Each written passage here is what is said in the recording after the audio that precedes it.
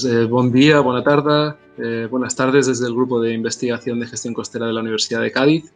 Bueno, en primer lugar, quería agradecer a Carolina por la invitación que nos ha hecho a mi equipo y a mí para participar en las jornadas de la taula de cogestión.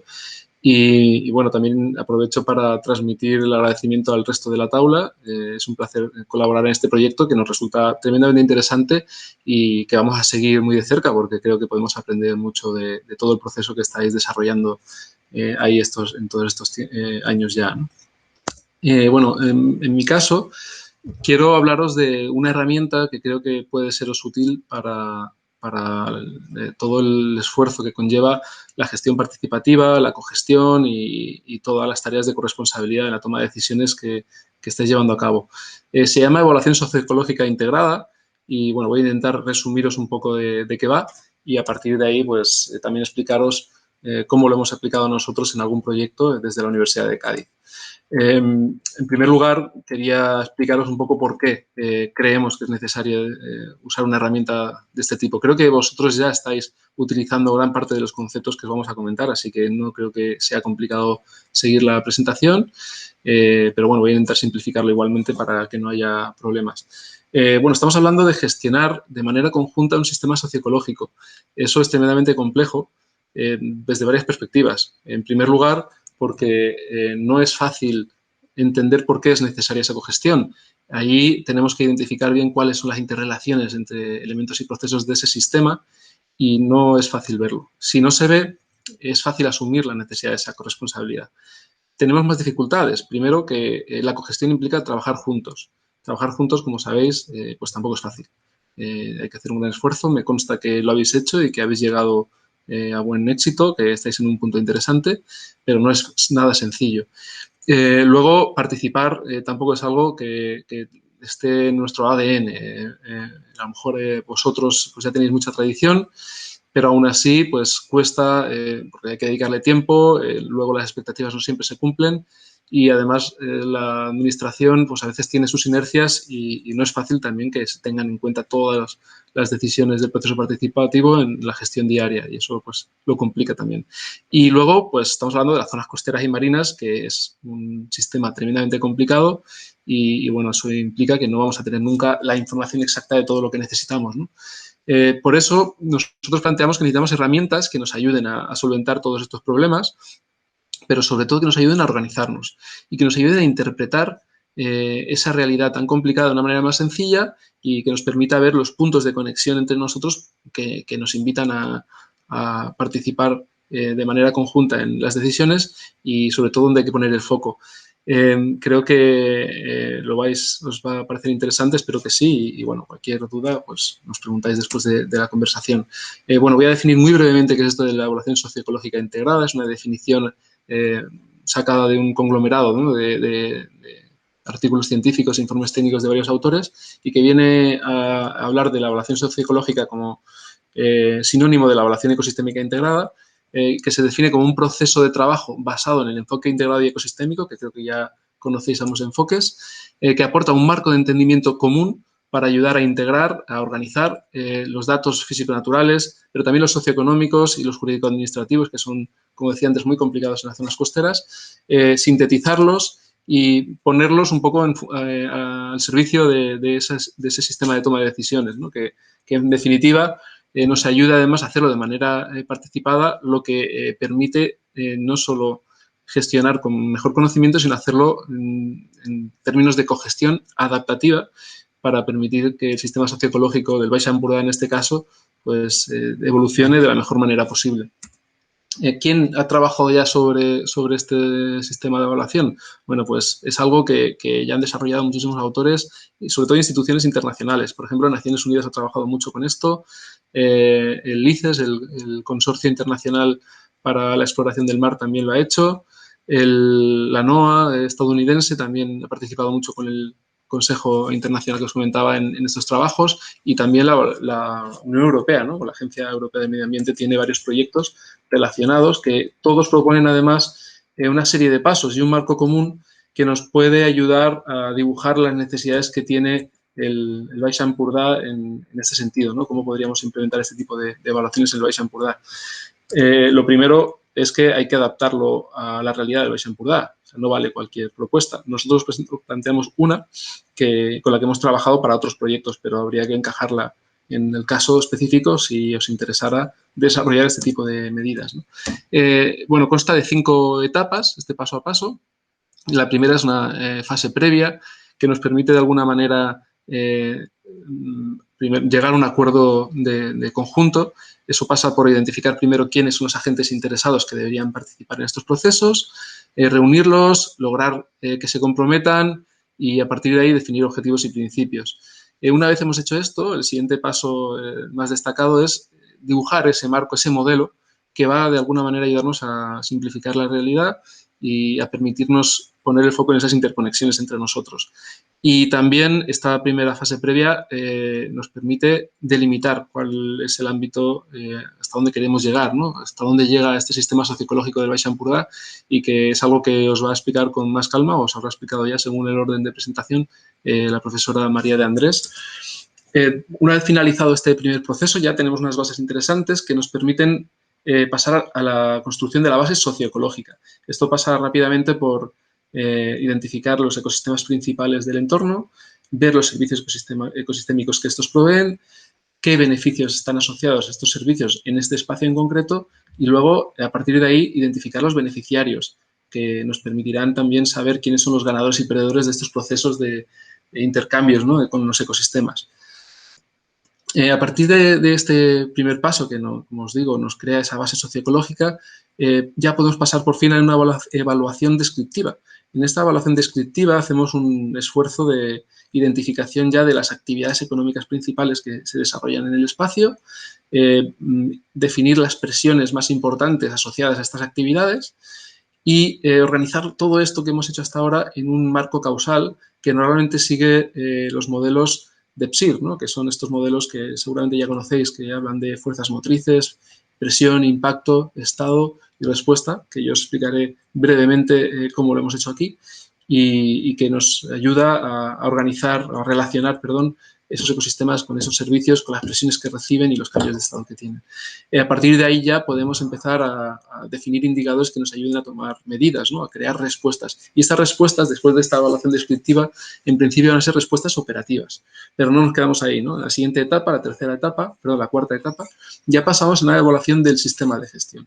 Esto significa que no solo nos vamos a poner a ver qué pasa con los ecosistemas, sino también ver qué presiones actúan sobre los sistemas de toma de decisiones, ver cómo los sistemas de gestión, por ejemplo, sectoriales, están afectando al entorno por esas deficiencias que puedan tener, y al revés, cómo la gestión del entorno, por ejemplo, la ordenación del territorio o la gestión costera, puede estar afectando a esa gestión sectorial, y a partir de ahí definir esos factores de gobernabilidad, ¿no?, que nos permitirán ver las presiones que recibe el sistema y reorganizarlo. Entonces, ahí esto que nos va a ayudar a crear soluciones estratégicas, soluciones basadas en adaptar el sistema de gestión para que sea más resiliente. Y ya el último paso es simplemente implementar esas soluciones que hayamos determinado y hacer, como siempre, pues un seguimiento y un monitoreo a partir de los indicadores que hayamos definido para permitir esa gestión adaptativa, ¿no?, responder siempre a los cambios de la realidad. Yo sé que vosotros ya, sobre todo la primera parte, la tenéis hecha, me consta que hasta ahí habéis hecho, ¿no?, definir esa tabla y definir objetivos, y estáis comenzando con ese proceso participativo de cogestión. No sé si ya habéis avanzado más. Y bueno, esto también es algo que conversaremos luego. ¿Cómo hemos creado nosotros ese primer marco conceptual de conjunto en nuestros proyectos? Bueno, por ejemplo, os voy a poner aquí un ejemplo del caso del proyecto de Imbituba en Brasil, para definir un sistema socioecológico en un municipio de allí, en el que, bueno, pues siempre se parte en un primer momento del bienestar humano, de una definición de bienestar y una serie de indicadores que nos permiten medir la relación de los ecosistemas con ese bienestar. ¿Qué fuerzas motrices podemos asociar a ese bienestar? Porque de alguna manera ese bienestar bien tiene implicada una serie de demandas socioeconómicas que a su vez se reflejan en las actividades que vamos a desarrollar en el territorio. Estas actividades, por su parte, generan una serie de presiones sobre el medio que alteran la situación de los ecosistemas, pero no solo de los ecosistemas naturales, también de las unidades antrópicas, es decir, de los sistemas construidos por nosotros que también proveen sus servicios, ¿no? Entonces, estamos diciendo que esas presiones están afectando al flujo de servicios o pueden afectar junto con los riesgos naturales y antrópicos al flujo de servicios ecosistémicos del que, a su vez, como hemos dicho antes, depende ese bienestar humano. Varios aspectos importantes aquí. Bueno, el primero es que este sistema nos permite poner el foco en dos procesos clave. Esos procesos clave son el flujo de servicios ecosistémicos de los sistemas naturales a los antrópicos y el flujo de presiones de los sistemas antrópicos a los naturales. Si ponemos el foco ahí, vamos a ver que nos va a ayudar muchísimo a hacer esta evaluación. Y además nos permite ver las interacciones con el exterior, ¿no? Cómo nosotros estamos afectando con nuestras presiones a sistemas externos y cómo sistemas externos nos están afectando a nosotros y también cómo dependemos de ecosistemas que están muy lejos de nuestro sistema socioecológico. A partir de todo este conglomerado de elementos y de procesos, podemos definir las respuestas que tenemos que llevar a cabo y que podemos acordarlas, ¿no? Porque todo esto se construye de manera participativa y coordinada, ¿no? Entre distintas administraciones, entre distintos agentes interesados, etcétera. Y bueno, a partir de la definición de ganadores y perdedores de todo este proceso, pues podemos intentar solucionar los principales defectos. ¿Qué ventajas tienen estos sistemas? Bueno, en primer lugar, permite, como decía antes, priorizar los procesos clave, que, como hemos dicho, son los servicios y las presiones. Permite aplicar el DEPSIR no solo a nivel de conjunto de sistemas socioecológicos, sino también a cada sector específico. O sea, nosotros podemos hacer un DEPSIR, un marco como este que os he comentado, solo de la pesca, y eso nos va a permitir jugar a distintas escalas. Por ejemplo, nos va a permitir interrelacionar los DEPSIR de los distintos sectores que intervienen en el sistema socioecológico del Baix Empordà, ¿no? O sea, pues cómo está la pesca, cómo está el turismo y cómo interaccionan entre ellos con ese flujo de servicios y de presiones entre ellos, ¿no? Esto se puede hacer a una escala local, por ejemplo, el municipio de Begur, por decir un municipio del Baix Empordà, y así nos permite tener pues, ese DEPSIR del municipio, con la suma de todos los DEPSIR que hayamos hecho individuales. Si nosotros hemos hecho este esfuerzo para un municipio, pero también lo hemos hecho para otros 3 municipios vecinos o 2 municipios vecinos, ahora podemos ver cómo están conectados entre ellos. Es decir, cómo, por ejemplo, PALS afecta a Begur. El DEPSIR de PALS está afectando al DEPSIR de Begur por el flujo ese de servicios y presiones y cómo afecta el de Begur al municipio de Palafrugell, por ejemplo, ¿no? De esa manera podemos ver claramente o visibilizar claramente las interconexiones que tenemos entre nosotros, las prioritarias, y cómo esos flujos de servicios y de presiones pues están evolucionando y están traspasando esas fronteras administrativas, ¿no? De esa forma, ya a nivel comarcal, sumando los DEPSIR de estos municipios, pues podemos tener esa visión del sistema socioecológico completo del Baix Empordà. Nos permitiría pues, tener una evaluación descriptiva interesante. ¿Qué hemos hecho nosotros en proyectos que hemos llevado a cabo aquí en el sur de España y en otros lugares? Bueno, pues nosotros, por ejemplo, hemos trabajado para la Macaronesia, para la zona de Canarias, Azores y Madeira, en el desarrollo del proyecto MARS. El proyecto MARS está encaminado a apoyar los planes de ordenación espacial marina en esa zona y en nuestro caso teníamos la tarea de llevar a cabo la cooperación transfronteriza. Y nosotros hemos aplicado este sistema de evaluación. ¿Cómo lo hemos hecho? Bueno, en un primer lugar hemos realizado este DEPSIR para cada uno de los archipiélagos, lo que nos ha permitido entender las prioridades que tienen para mantener ese bienestar, digamos, y la resiliencia de su sistema. Y en una primera escala de cooperación transfronteriza hemos interrelacionado esos DEPSIR de archipelágicos mirando los flujos de servicios y presiones que atraviesan las fronteras entre ellos, ¿no? Entre España y Portugal en esa zona. Bueno, de esta forma tú puedes dibujar un océano macaronésico muy interconectado y ahí pasaríamos al siguiente paso de cooperación transfronteriza. Esta parte la podemos utilizar, por ejemplo, para hacer coherentes los planes de ordenación espacial marina de los archipiélagos entre ellos, para que no haya desajustes entre ellos. Y el siguiente, que sería básicamente crear un DEPSIR de todo el océano macaronésico a partir de los archipelágicos, nos permite crear una especie de plan común, un plan de cogestión. Y ese es un poco el resultado final que nosotros hemos tenido en este proyecto MARS. Lo que hemos hecho con un proceso participativo es toda esa evaluación a través del marco DEPSIR en 7 talleres participativos algunos en los archipiélagos y luego algunos comunes para los 3 archipiélagos, y acompañado siempre de informes técnicos. No ha sido solo un proceso participativo, sino la ciencia nos ha acompañado siempre de base un poco para dar soporte y ayuda a este proceso participativo. Y el resultado ha sido un programa para la cogestión. En este caso, un programa para la cooperación transfronteriza, para intentar estructurar la cooperación transfronteriza en la Macaronesia y tener una visión de conjunto, no que cada isla, cada archipiélago, en sus planes, pues desarrollen medidas que pueden afectar a los vecinos, sino que de alguna manera nos podamos apoyar e incluso podamos, en vez de tener problemas, al revés, sumar, ¿no? Y luego también hemos aplicado esto al sistema socioecológico de un municipio de Brasil, municipio de la isla de Santa Catarina, Florianópolis, y a través de una colaboración con varias universidades de allí, del sur de Brasil, sobre todo la Universidad Federal de Santa Catarina y la Universidad Federal de Río Grande, que ellos trabajan con una cosa que se llama matriz ecosistémica para la gestión.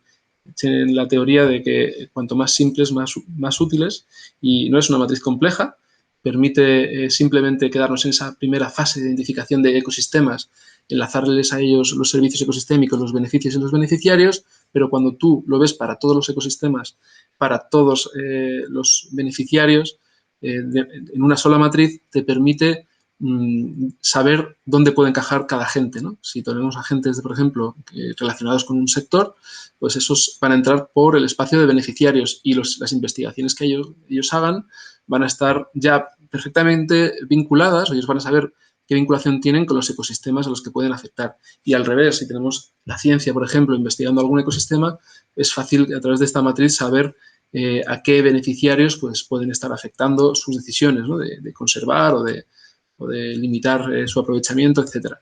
Y bueno, esto nos lleva a poder aplicarlo pues, a cualquier ámbito, ¿no? Allí se ha aplicado, por ejemplo, a escala regional también en el estado de Río Grande do Sul, se ha aplicado también para la gestión de varios ecosistemas, incluso para la gestión ambiental portuaria. Hay varias propuestas de sistemas de gestión ambiental portuaria que se basan en esto, que le permite tener al puerto un enfoque ecosistémico integrado, lo cual es bastante innovador. Y bueno, ya para concluir, simplemente resumir un poco las ventajas que esto podría tener para el caso del Baix Empordà, ¿no? La evaluación socioecológica integrada, al final, pues sigue un enfoque escalable a nivel temporal. ¿Qué significa esto? Bueno, significa que es un proceso iterativo. Es decir, tú lo aplicas una vez sin tener todo el conocimiento del sistema socioecológico, pero sí con las prioridades bien claras y, bueno, por lo menos llegas a un nivel de respuesta. Luego lo vuelves a replicar mejorando tu sistema ya con más información más exacta y profundizando un poquito más y te permite corregir esas soluciones, ¿no? Que sean un poquito más complejas y así puedes ir evolucionando tu sistema de respuesta en cada ciclo, ¿no? También es escalable a nivel espacial. ¿Qué significa esto? Significa que lo puedes aplicar a distintas escalas, como ya os hemos comentado, pero también para un ecosistema, para un sector, y luego es muy fácil interrelacionar estas evaluaciones entre ellos, ¿no? O sea, entre varios sectores, entre un ecosistema y un sector, en fin. Y eso ayuda, por ejemplo, a evaluar la capacidad de carga de manera específica para un sector o de manera general. Es un enfoque colaborativo. Esto significa que está basado o está centrado en organizar a los agentes alrededor de este marco conceptual para que puedan colaborar y además ayuda a crear relaciones sólidas de trabajo entre ellos. Y otra cosa interesante de este enfoque colaborativo es que permite, por ejemplo, seguir las prioridades de los valores identitarios, que es algo muy importante a tener en cuenta en la gestión de sistemas socioecológicos.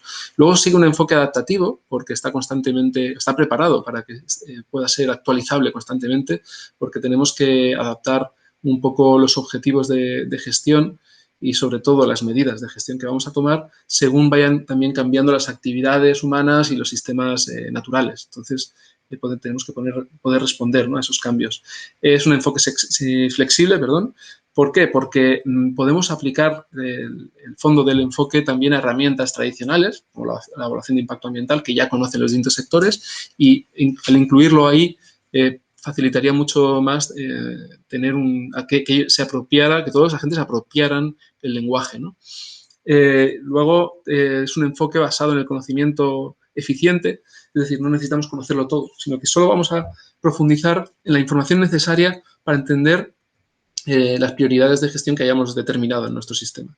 Y a partir de ahí organizarla para la toma de decisiones. Nos ayuda muchísimo a ahorrar tiempo y dinero, por ejemplo.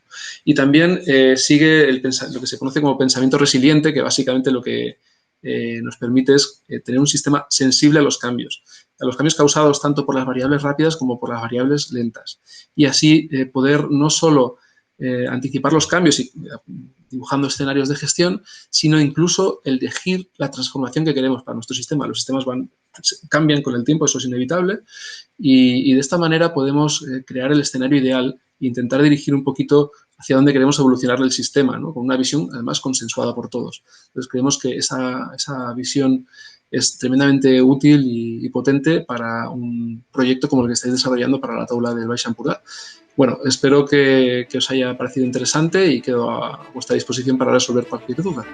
¿De acuerdo? Muchas gracias por todo.